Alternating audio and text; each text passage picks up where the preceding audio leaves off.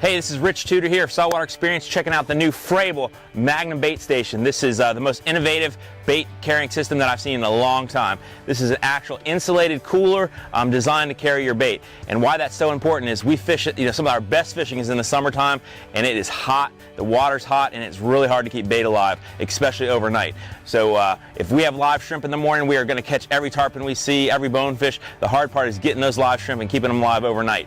This is the solution. We can go get our bait today, put it in here, close that insulated lid, put it inside the house. It's not going to spill, no smell.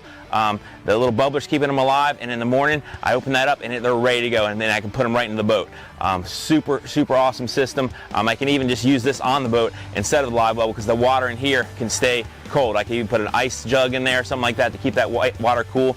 That cooler water is the difference between live shrimp, live crabs, and no live bait.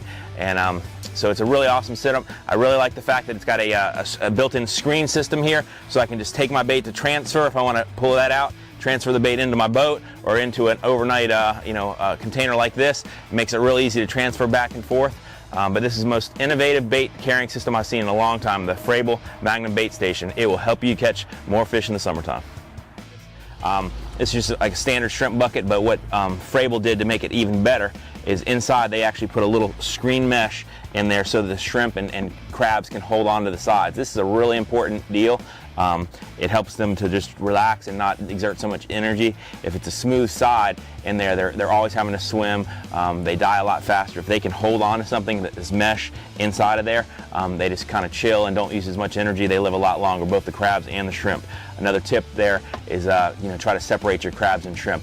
It's okay to have a few together, but if you really want to keep a good volume of shrimp, you should keep those separate, and then keep the crabs separate. The shrimp die quickly. Crabs, on the other hand, can last weeks, months, even years as long as you feed them. So I'll keep them in a bucket like this, and then every few days throw in a little chunk of cut bait, anything like that they can eat in there. And if you do that, they will last a long time. But be careful, because after a couple weeks they will grow their claws back, and the crabs will. So be careful when you're reaching the bucket. You might be in for a surprise.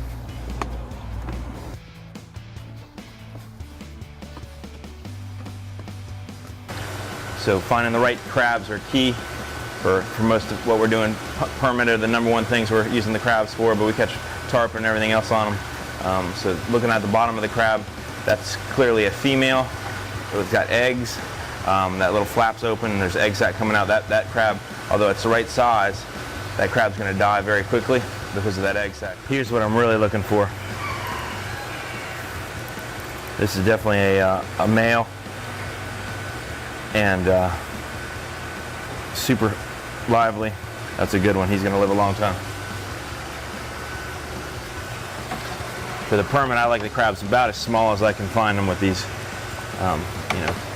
quarter silver dollar size at the most.